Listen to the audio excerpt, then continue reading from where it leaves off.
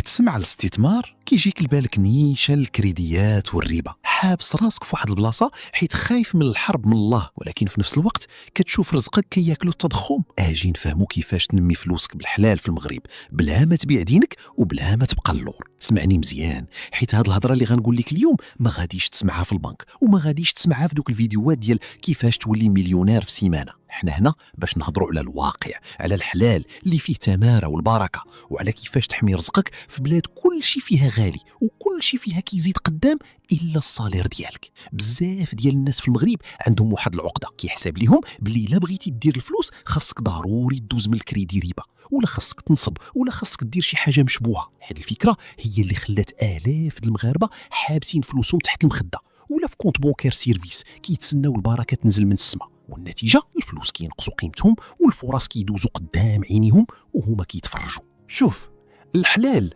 ماشي هو الفقر، والزهد ماشي هو تموت بالجوع وانت قادر تخدم وتنتج.